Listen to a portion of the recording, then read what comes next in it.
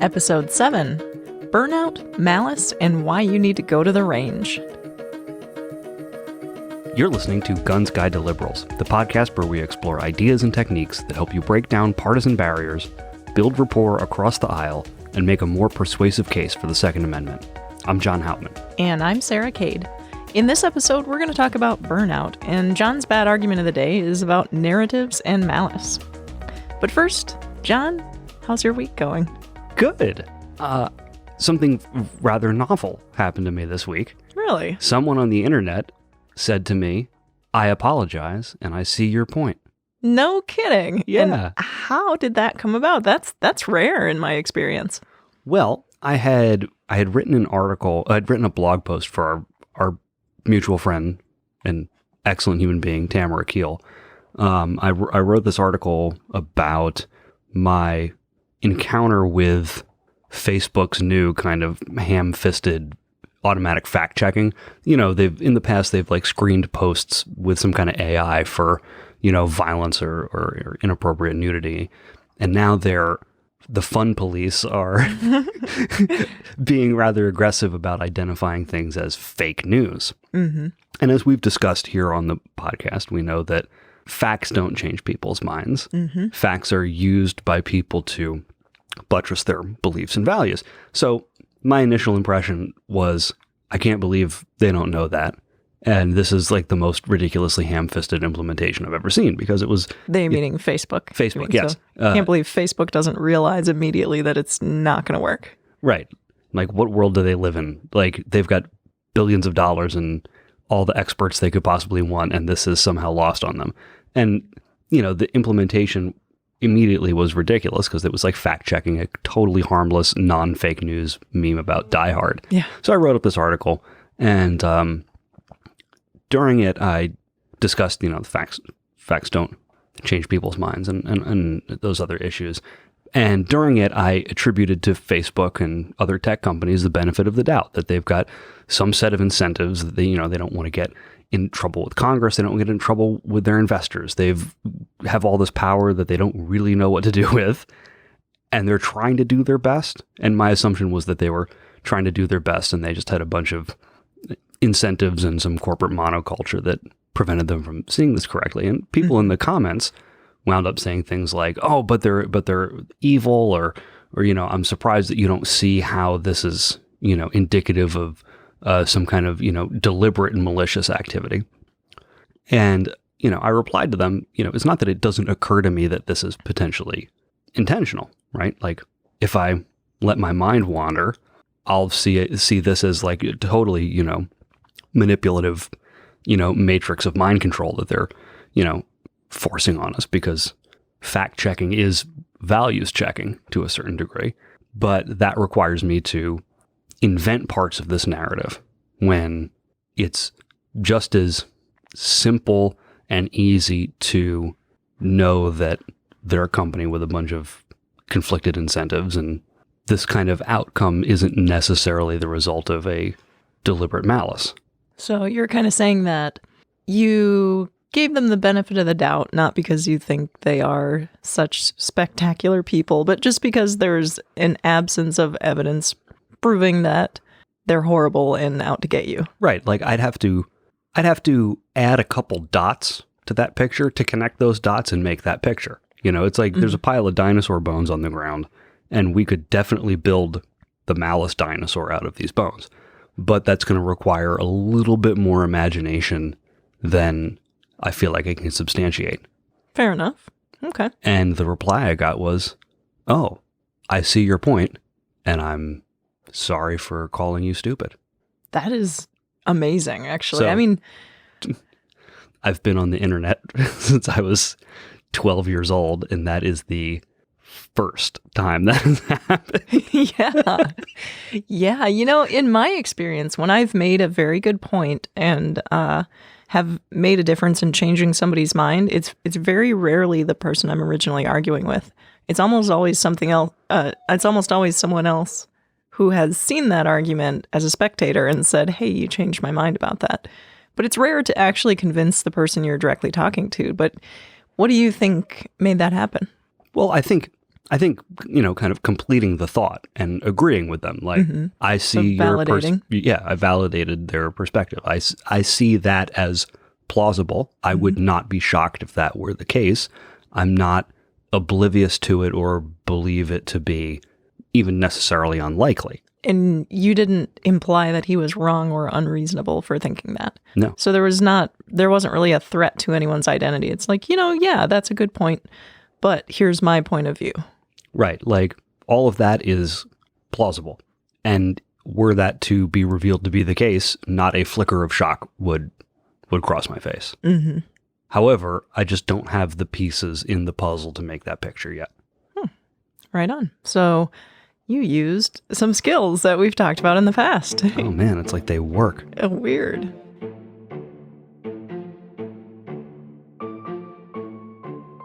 In soft skills, we'll talk about specific, actionable techniques to help you become a more persuasive communicator. What would you say you do here? Well, look, I already told you. I deal with the goddamn customers so the engineers don't have to. I have people skills. I am good at dealing with people. Can't you understand that? What the hell is wrong with you people?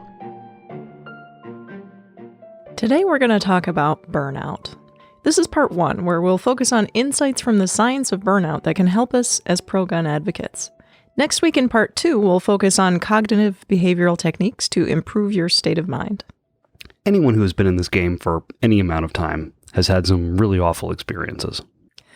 You've been burned by bad faith arguments. You've been dogpiled by disingenuous people who tried to make you feel like a monster for wanting to protect your civil rights.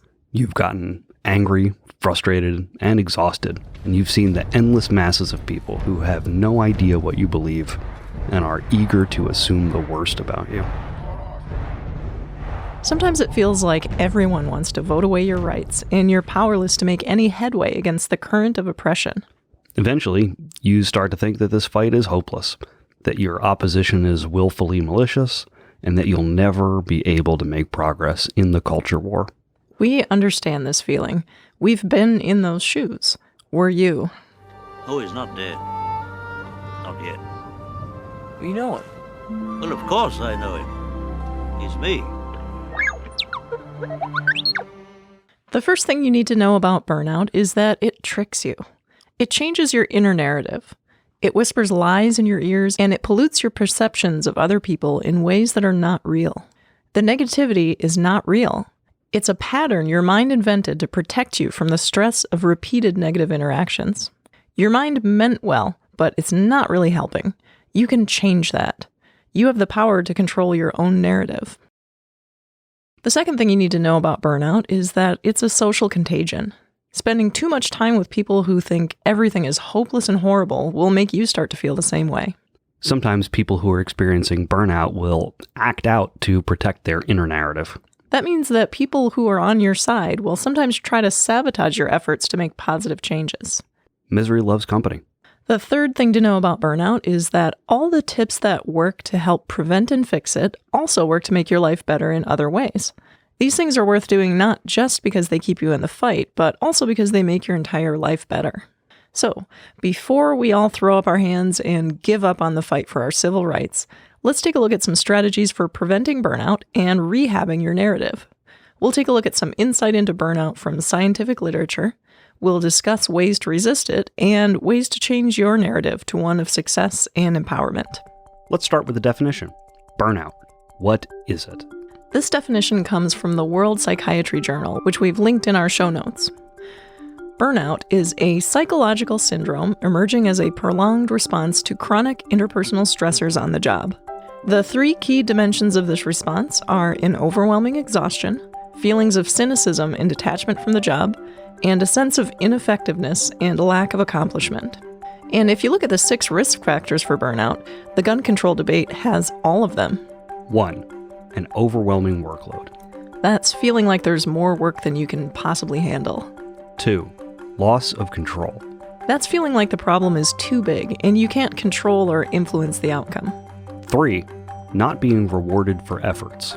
That's when there's no feeling of satisfaction, and you're not getting social recognition for doing the right thing. 4. not being part of a thriving community. That's when you feel isolated, or you feel like your community is dysfunctional or not supportive. 5. Not being treated fairly. Inequity, lack of respect or consistent treatment. 6. Having to adhere to the wrong values. Your values are what motivates you to do the work. So when there's conflict between your values and the larger group's values, the work is less attractive and it makes you want to quit. So it looks like the current political environment is a perfect storm for burning out pro-gun activists. For sure, and none of us are immune to its effects. Let's take a look at what we can do to prevent and treat it. We'll focus on the science first, and then we'll tie in some of our personal experiences later. What does the research say about treating burnout? So overall, there are individual strategies and organizational strategies that help to reduce burnout. The most effective treatment plans involve both. However, since pro-gun advocates don't have a strong top-down organizational structure, and because most of us have fairly limited influence over organizational level decision-making, this segment is going to focus more on individual actions. As an individual, there are 3 key strategies that are supported by research. 1 is to work less, 2 is to find social support, and 3 is to achieve mastery in other areas. Those are the big ones. In the next episode, we'll also touch on cognitive and behavioral techniques, which are things you can do to change your attitude. The first one, work less. And this is something you can largely control as an individual in the gun debate. You can, generally speaking, choose when you want to engage in these conversations. You have the right to set boundaries, and you have the right to say, let's talk about this later. I'm not in the mood right now. Time and energy are finite resources, so make sure that whenever you engage in a difficult conversation, you have the emotional resources available to do it justice. And if you don't, that's totally okay. You don't owe anyone anything. Choose your battles wisely, conserve energy, and keep the end game in mind. Like the old quote says, you'll never reach your destination if you stop to throw stones at every dog that barks.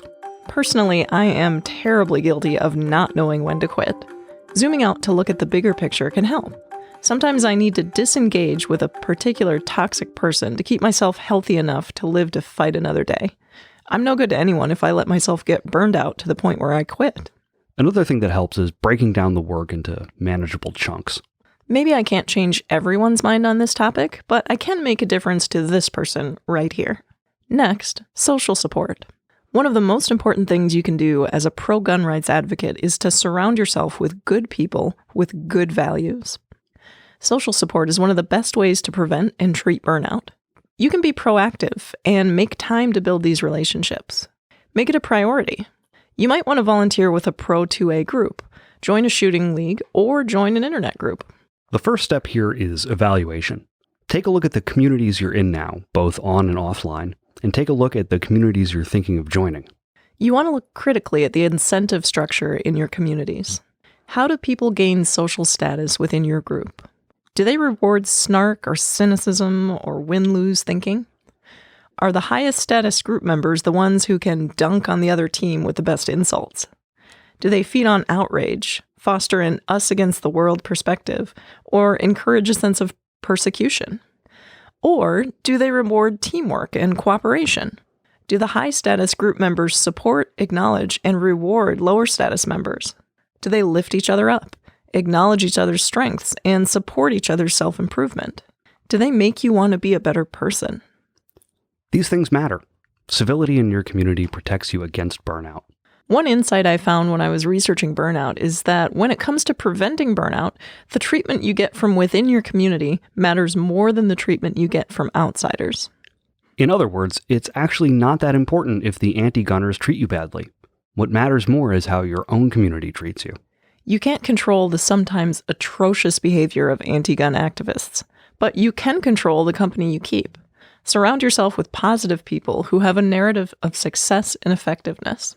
Another thing you can do is talk about your values with your friends often. Talking about your values is a way to affirm your self-worth and see yourself as a good and worthy person. We talked about values affirmation in episode 5, in the context of using it to help others overcome defensive bias. You can also use it on yourself to improve your emotional state. It's like a mental hack that can reduce stress and help you feel better about life. Not only does it make you feel better about yourself, it can also help remind you of why you want to advocate for civil rights in the first place. Why do you believe the Second Amendment is important? Why do you think it's worth fighting for? You'll also find that when you start to change your personal narrative to one of empowerment and positivity, you will start to attract people with similar attitudes. You'll start to bring out the best in people around you, and you might notice that your positive changes have a ripple effect on everyone in your life. That's win-win. Next, mastery. What exactly do you mean by that? Mastery is the perceived ability to significantly alter events. Through mastery experiences, an individual acquires the skills to cope with stressors over which they have no control. So, according to science, the number one best thing you can do to prevent burnout is to master something challenging in your off time. The feelings of control and efficacy you get from that carry over and improve your ability to cope with situations you can't control. There is a simple and obvious solution here. Go shooting. Go shooting. Go to the range. Challenge yourself. Set achievable training goals and meet them. Better yet, join a league or try a competitive shooting sport. Make a point of going out for dinner after the match, and then not only do you build mastery, you also build friendships and community. That's exactly what you need to keep yourself healthy and motivated in the fight for your Second Amendment rights. It's really cool that the solution to burnout is built right into the pro-gun community itself. We already have the structures in place to achieve mastery and build community. We just need to be mindful about using them.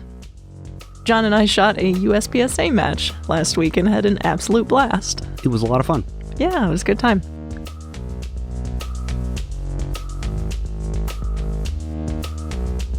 This week's bad argument of the day is about good versus evil framing and how that does neither side any good. Narratives of good versus evil are compelling. If one side paints that kind of a picture about their opponents, they're probably going to be convincing and successful in spreading that message.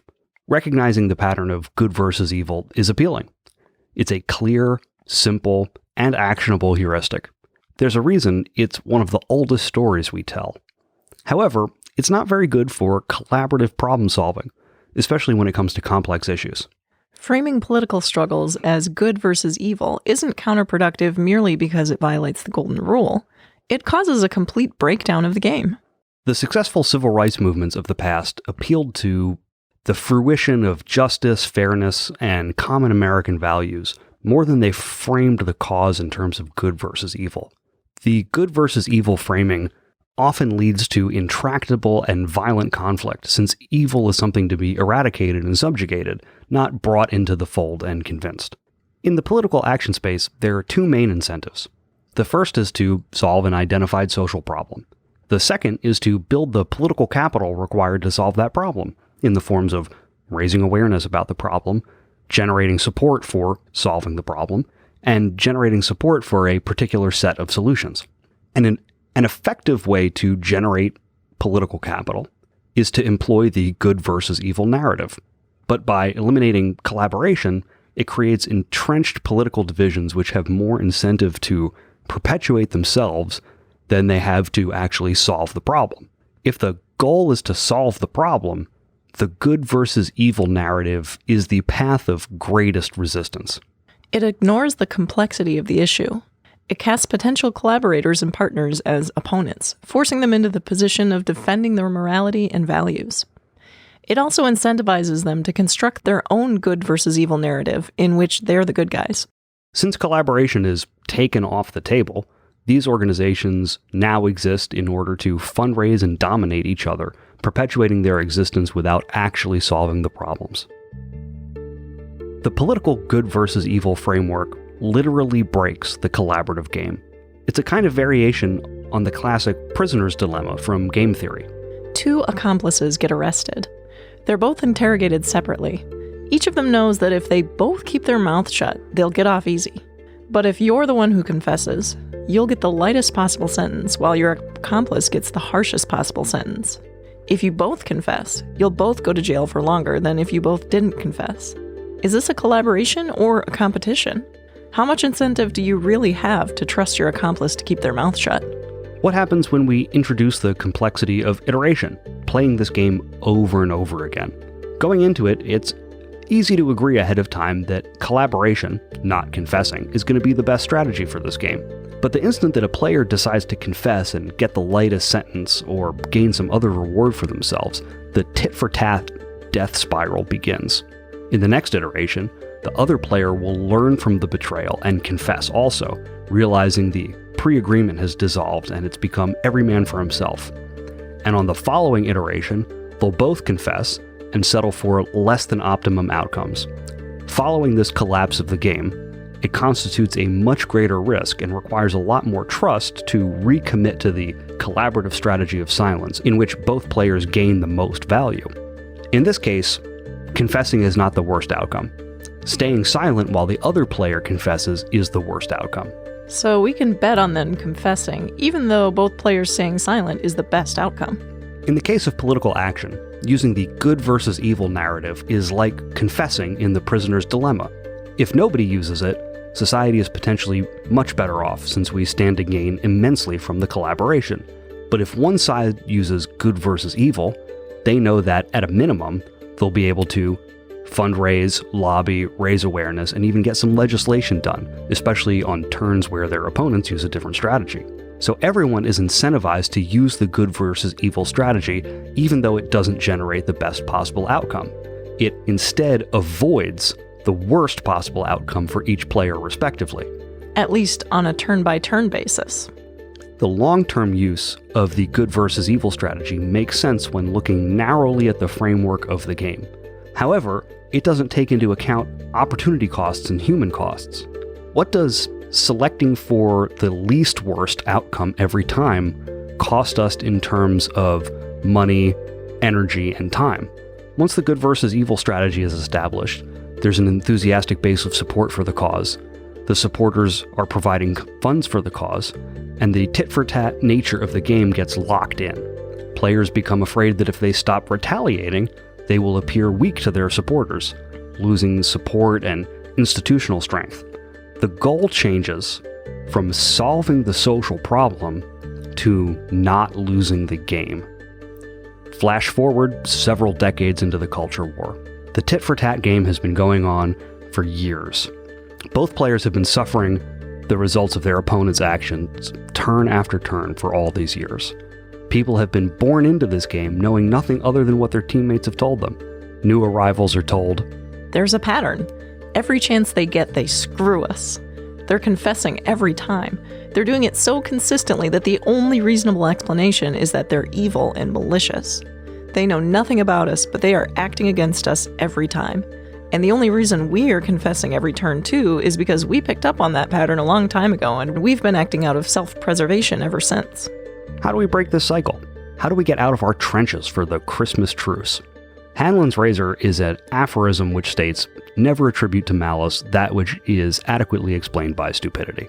It's a play on Occam's razor, which admonishes us to view hypotheses with the fewest assumptions as the most likely, over hypotheses with more assumptions. Although I'd replace stupidity with something more explanatory and less judgmental. Malice is usually the most complicated answer, requiring the most assumptions. Simpler and more mundane or plausible causes, although less exciting, are more likely to be the cause of behaviors and outcomes. Slightly different incentives, values ranking, histories, and outlooks can cause behaviors and outcomes which might be elaborately imagined to be the result of inexcusable evil. But more often than not, attributing malice requires some amount of unjustified conspiracy thinking, as exciting and compelling as it may be. There's a lot of mind reading and backstory to construct out of whole cloth. Isn't it more plausible that they have nearly the same values as everyone else, just ranked slightly differently? And we don't even need to go so far as to assume simple stupidity. Any sufficiently complex balancing of competing values and incentives can generate outcomes which are indistinguishable from ineptitude. It's hard to get it all right all the time, and stupid outcomes don't always come from stupid people. Understanding a charitable Hanlon's razor and understanding the prisoner dilemma are the inoculation against this problem. While we can't snap our fingers and solve anything overnight, illuminating this issue will reveal it everywhere. Once you see it, you can't unsee it, and it becomes harder to tolerate and participate in. It's a form of self-de-radicalization. I've lost my taste for viewing most political differences in terms of good and evil, even though Reality is more complex and more difficult to solve. Because they're evil is an easy and satisfying answer. But then what? Now we're in a battle in which anyone who shares our values but ranks them differently needs to be eradicated. Now everyone who doesn't agree with us is a Nazi? Sure, I get annoyed at the circumstances, and I get annoyed when I feel like the dilemma should be obvious to everyone by now, and I get annoyed by bad faith framing which fuels the good versus evil narrative. But once I recognize that the prisoner in the other room has the same dilemma that I do, I've learned to forgive them for being self-interested and reluctant to trust given the circumstances. And I don't think it's mostly due to an intractable moral failing on their part. Outrage will burn you out. Framing political differences in terms of good versus evil will burn you out. Break that cycle in yourself first. Thanks for listening to Gun's Guide to Liberals. Tune in next week and we'll go over Burnout Part 2. The strategies you can take to improve your state of mind and control your destiny. Your destiny. Your destiny!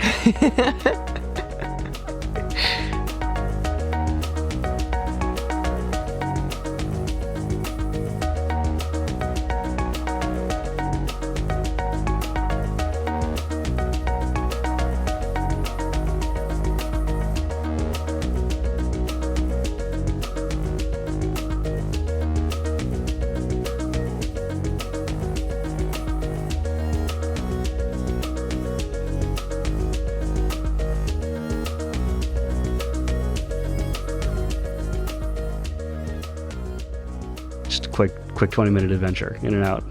It's Pickle Rick.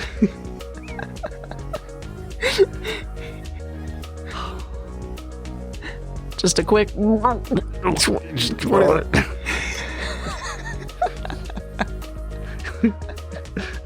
We should have named this episode Why the Good versus Evil Framing Doesn't Work. You're both pieces of shit, and I can prove it mathematically.